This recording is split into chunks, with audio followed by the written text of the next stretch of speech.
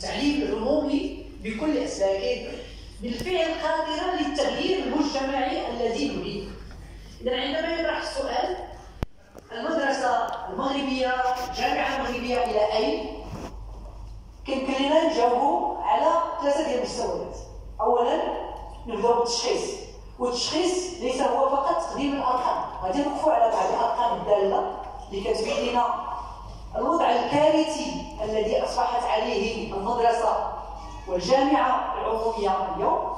ثم التشخيص، التشخيص ليس هو تقديم فقط الأرقام، التشخيص هو الوقوف على مكامن هذا الوضع.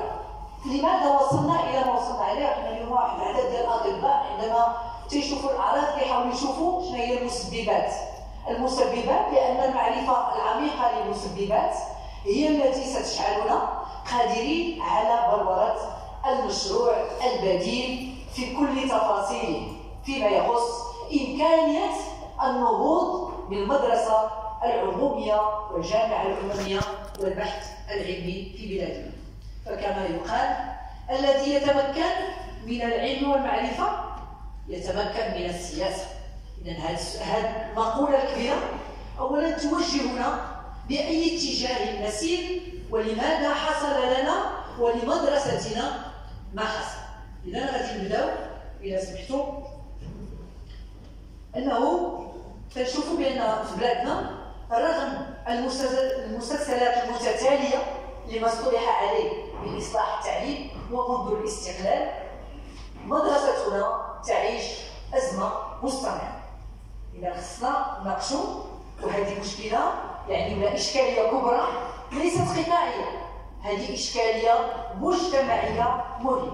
ولهذا تلاحظوا بأنه في التاريخ ديال النضال ديال الحركة التقدمية والحركة الديمقراطية في بلادنا عموما كان دائما النضال من أجل الديمقراطية كيكون بالموازاة مع النضال من أجل المدرسة العمومية والجامعة العمومية الجيدة، واللي بالمناسبة بغينا تكون مدرسة ديال المساواة وليست مدرسة تكافؤ الفرص، لأننا ننطلق أساسا من لا تكافؤ فرص. فكيف يمكن لهذه المدرسة أن نقول عنها فقط أنها مدرسة يجب أن تحقق تكافؤ فرص؟ هذه المدرسة يجب أن تفتح للشعب بكل فئاته، وأن تحقق المساواة، وأن تحقق التحرر. لأن في كل المشاريع التغييرية في العالم يقول بأنه التغيير يبدأ عندما نعطي إمكانية التعليم الجيد للجميع. ما كاينش شي مشروع تحرري تغييري تبدا من غير مدرسة اللي هي كتعطي نفس الإمكانيات بشكل متساوي لتحرر الفرد حتى يصبح ذلك الفرد فاعلا في المجتمع قادرا على الانخراط الواعي في التغيير المنشود. إذن دائما النضال من أجل المدرسة والنهوض بها دائما كان يسير بالموازاة مع النضال من أجل الديمقراطية في مفهومها الشامل، الديمقراطية ديال الدولة بمؤسساتها، واللي كتطلب واحد العدد ديال الاصلاحات قويه باش نوصلوا الى القواعد المؤسسه لدوله الحق والقانون، اللي هي دستور ديمقراطي، اللي هي فصل ديال السلطات، اللي هي ربط حقيقي ديال المسؤوليه بالمحاسبه، واللي هي كتجعل هذه المؤسسات ديال الدوله ديال الحق والقانون كتكون مؤسسات قويه قادره على وضع اختيارات في مجال التربيه والتعليم، واخذا بعين الاعتبار كل ما يختبر على المستوى العالمي فيما يخص هذه المنظومه التربويه، لان المساله ماشي متعلقه فقط بالوطن، ولكن متعلقه بخيارات عالميه اليوم جايه من هجمه ديال النظام النيوليبرالي المتوحش الذي يفرض واحد النوع من المدرسه حتى في الدول المتقدمه. علاش؟ باش نبقاو في جهلنا وحتى لا نمتلك الادوات من اجل مساعده هذا النظام النيوليبرالي المتوحش الذي زاد في توسيع الفوارق، والذي يركعنا ولا يسمح لنا بامتلاك الادوات حتى نساعده. لان هذا المشروع السياسي المهيمن دوليا قاعدته ثقافيه وقاعدته تربويه، وعندما لا تتملك الادوات فانت تقبل بهذا النظام كما وهذا النظام كيقوم على واحد المقوله ديال انه اليوم التعليم غادي واحد الاتجاه اننا نوهم الناس بانهم يتعلمون، واننا تنعطيهم واحد التعليم في حدوده مينيماليست يوتيليتاريست، يعني كنعطيو التعليم ضعيف وتعليم يبقى يصلح لشي حاجه، ما بقاش داك التعليم الواسع وانا غادي نفتح واحد القوس وغادي نسدو ليه، انا غادي نرجعوا له بوضوح، لانه اليوم النقاش على اللغه عندما كانت اللغه العربيه ديالنا، عندما كان العالم يتكلم اللغه العربيه، عندما كانت اللغه العربيه لغه علم، كيفاش كان ذاك الوقت؟ شنو التعليم كان؟ اللي كانوا علماء موسوعات كيفهموا في علم الفلك، في الرياضيات، في الكيمياء، كنشوفوا ابن النافيس، ابن سينا الى ما غيرهم الذين نقلوا الانوار الى اوروبا والى الغرب، وكان العالم يتكلم باللغه العربيه، واليوم كيقولوا لكم لغه فاشله، خصكم تفتحوا مع خصكم تكلموا شي لغه اخرى الا بغيتوا انكم يمكن لكم تخدموا. اذا حنا الا بغينا نعملوا هذا الفحص الكبير والتشخيص الدقيق كل هذه الاثار السلبيه وهذه الاثار الكوارث التي تعيشها مدرستنا العموميه، خصنا نوقفوا على التدقيق باش يمكن لنا ان نستشرف الافاق يعني ديال النهوض بهذه المدرسه. غادي نذكر واحد الارقام كلشي تعرفها، ولكن ضروري اننا نذكروا بها باش نعرفوا يعني الحجم ديال هذا المسألة. اليوم فقط 13% ديال الشباب ديالنا اللي كتسجلوهم يعني في التعليم الابتدائي، 13% فقط هما اللي كيوصلوا للبكالوريا. 13% 87% تيلقاهم كنعرفوا 400,000 ديال الهدر المدرسي في السنه ولا احد يكترث، يعني الناس كتفح غاديين ما كايناش، يزدادون الى صفوف الاميين. بالمناسبه الاميه اليوم 47% في صفوف النساء، 27% تقريبا في صفوف الرجال، وعندنا 2 مليون، هذه احصاءات يعني رسميه، 2 مليون ديال الشباب بدون اي تعليم اي تكوين. تخيلوا معايا اننا نفكر في المستقبل وحنا حاملين معنا هذا الثقل، 2 مليون ديال الشباب. عندنا كذلك التعليم العالي. شكون اللي تيوصل للتعليم العالي؟ النسبه ديال فقط 12% ديال الشباب ما بين 18 سنه و 24 سنه هما اللي كيوصلوا للجامعات والمعاهد العليا. اذا فين هي 88% عمرها ما غادي توصل للتعليم العالي، في حين دول في جوارنا كتوصل النسبه حتى 60%. كوريا كيوصل 88% ديال الشباب اللي كيوصلوا للجامعات والمعاهد العليا، والاخرون كيمشيو للتعليم الممهد اللي كتعطى قيمه وتيكون الاجر فيه حتى هو مزيان. كينهض بكل يعني شرائح المجتمع، ولكن كيتفتح المجال كبير للتعليم العالي لان اليوم عندنا ضعيف. اليوم اول جامعه مغربيه ديالنا مصنفه عالميا 1737 اللي هي جامعه محمد الخامس ديال الرباط. القاضي عياض واحد الوقت كانت هي الاولى على الصعيد المغربي ولكن ضعيفه. كنا واحد الوقت على المستوى الافريقي حنا هما المصنفين 3 بعد افريقيا الجنوبيه ومصر سنه 2004. من تما حنا كنتحرجوا. اليوم حنا في الصف 43 على المستوى الافريقي، يعني ما يمكنش اننا نشوفوا هذا التدهور اللي وصلنا له كما وكيفا، واننا لا نشجع البحث العلمي واننا ما كنوصلوش للجامعات رغم كل هذا الشيء.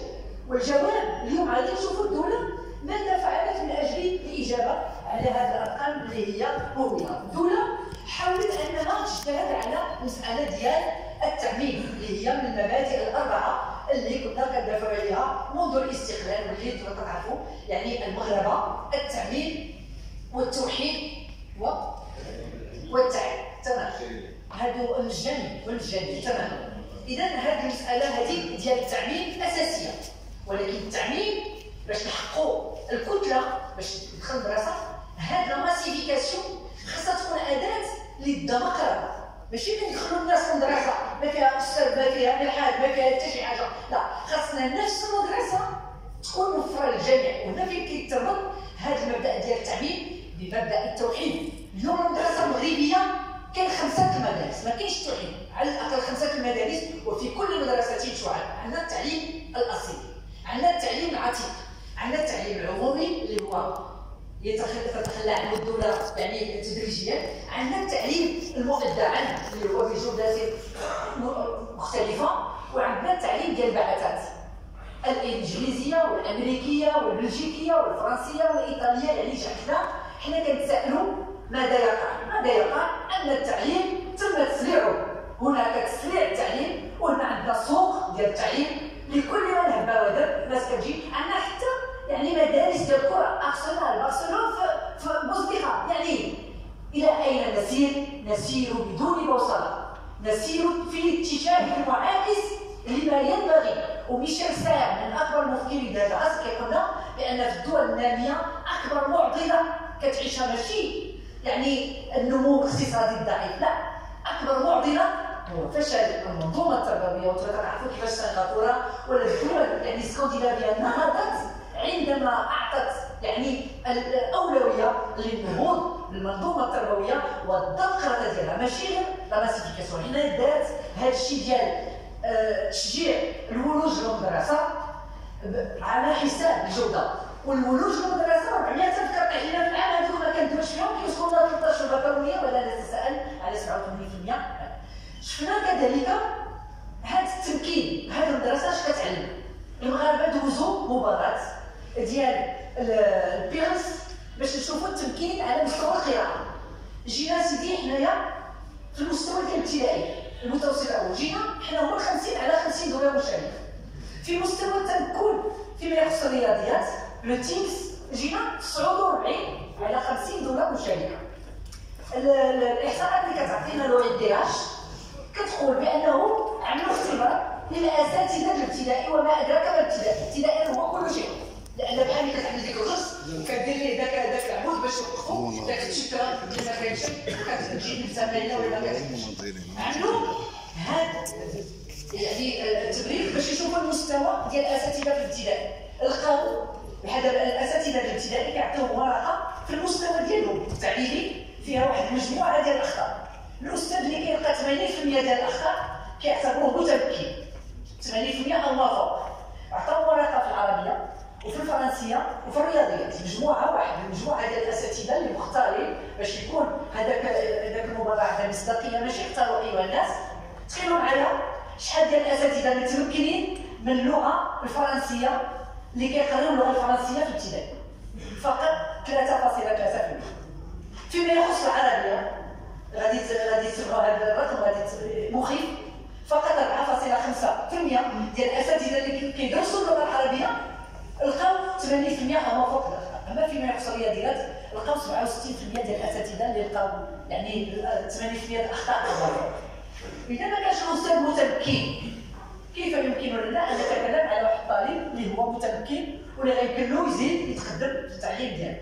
اذا النتائج ضعيفه جدا امام يعني الامكانيات اللي هي مرصوده. حنا كنقول كل يوم راه 5.1 من الناتج الداخلي الخام مرصوده للتعليم، ولكن النتائج ضعيفه بزاف. والترتيب ديال المغرب على حسب يعني هذاك المؤشر ديال التنميه البشريه، حنا يلاه 123 على 178 ديال الدول اللي هي ناميه. فين غادي التعليم؟ حنا عطينا دابا هذه المؤشرات، فين غادي التعليم؟ التعليم ديالنا الدوله المغربيه ومنذ زمان اختارت يعني انها تمشي تطبق التوجيهات ديال المؤسسات الماليه. في مراكش كانت وقعت هذه الاتفاقيه ديال التجاره العامه حول البلاد تماما، هذاك الاتفاق العام ديال تجاره الخدمات.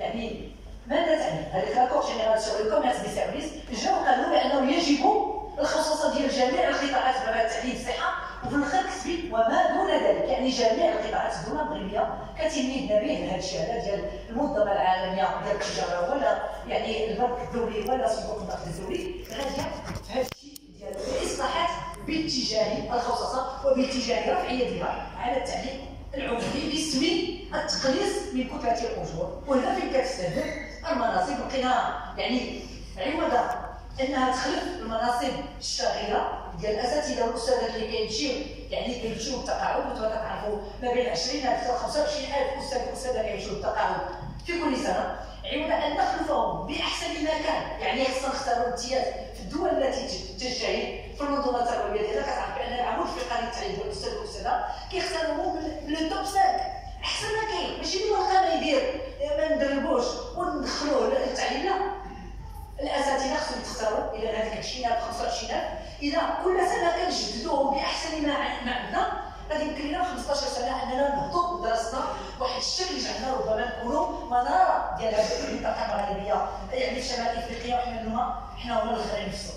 الدوله عوض ان تعوض هذه المناصب تستخلفهم هذاك يعني تضيف بالعقده المحدوده في الزمان. انتم شفتوا الاساتذه وما قاله من مقاربه امنيه قمعيه، هؤلاء الاساتذه الذين فرض عليهم التعاقد لانهم ما كاينش شي حل اخر، ما كاينش امكانيات، كاين اقصاء يعني المستقبل تعيش في الهامش تقبلوا، ولكن راهم تعرضوا من اجل ان يدمجوا في الوظيفه العموميه، خصوصا وكاين واحد الخصاص كبير. اذا الدوله عملت هذا الشيء سي دي دي، والاساتذه ديال التعليم العالي اللي كنا على الاقل واحد السميه مزيانه، استاذ باحث، بدلات لنا ديك السميه وحنا مستخدم. حنا زرزايه عند هذه التوصيات ديال المؤسسات الماليه، عند هذه الدوله التي لا تعترف بالعلم والعلماء. السيد محمد شافع كيتكلم كيفاش ان الدوله المغربيه تعمل على تبخيص الاستاذ، يعني الحكره ديال الاستاذ ماديا ومعنويا، وان تجمد الاجور ديالو والمكانه ديالو في المجتمع. رجع لك الدور باش يمكن لها تشجع الناس باش يمشيو للتعليم العمومي اللي اليوم وصل تقريبا شي 13% على المستوى يعني الوطني.